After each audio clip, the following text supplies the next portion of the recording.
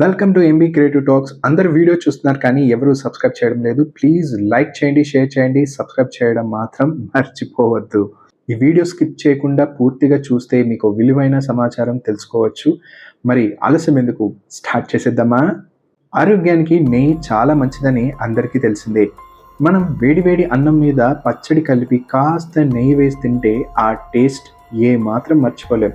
అంతేకాకుండా వంటల్లో taste, flavour కోసం కూడా నెయ్యి వాడతారు. చిన్న పిల్లలకి నెయ్యి తినిపించడం వల్ల వాళ్ళకి మంచి ఆరోగ్యం కలుగుతుందనేది పెద్దల నమ్మకం. నిజంగా నెయ్యి చాలా ఆరోగ్య ప్రయోజనాలు ఉన్నాయి. Vitamin A, D, E, K, omega 3, omega 6, antioxidants, linoleic, butyric acids లాంటి పోషకాలు నెయ్యిలో ఎక్కువగా ఉంటాయి. కానీ కొందరికి నెయ్యి అనేది సరిగ్గా జీర్ణం కాదు. కొన్ని అనారోగ్య సమస్యలు ఉన్నవారు నెయ్యిని జాగ్రత్తగా వాడాలని నిపుణులు చెప్తున్నారు. నెయ్యి జీర్ణ వ్యవస్థకు బాగా సహాయపడుతుంది. ప్రతిరోజు ఉదయాన్నే పరగడుపున కాస్త నెయ్యి తీసుకుంటే జీర్ణక్రియ మెరుగవుతుంది. ఇది గట్ ఆరోగ్యానికి చాలా మంచిది. మలబద్ధకం వంటి సమస్యలను తగ్గించడంలో నెయ్యి కీలక పాత్ర పోషిస్తుంది. ఇంతకీ ఎక్కువ నెయ్యికి దూరంగా ఉండాలంటే ముందుగా రక్తంలో షుగర్ లెవెల్స్ ఎక్కువగా ఉన్నవారు నెయ్యి తక్కువగా వాడాలి.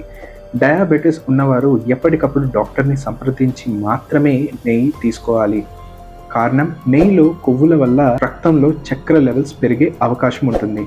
ఇంకా అధిక కొలెస్ట్రాల్ ఉన్నవారు కూడా నెయ్యికి దూరంగా ఉండాలని నిపుణులు చెప్తున్నారు. ఎందుకంటే నెయ్యిలో ఉండే సాచురేటెడ్ ఫ్యాట్స్ అధిక కొలెస్ట్రాల్కి కారణమవుతాయి.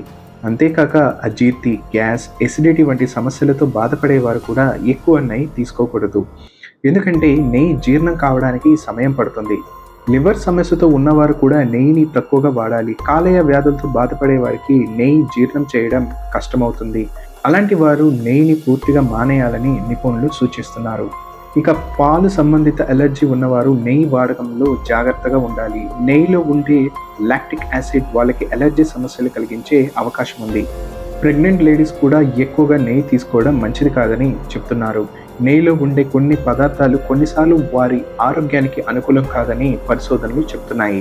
అంతేకాకుండా గుండె సంబంధిత వ్యాధులు ఉన్నవారు కూడా నెయ్యి మితంగా తీసుకోవాలి.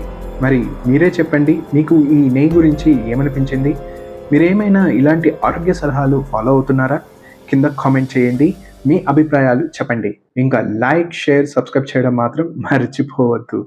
Stay tuned for more updates on MB Creative Talks.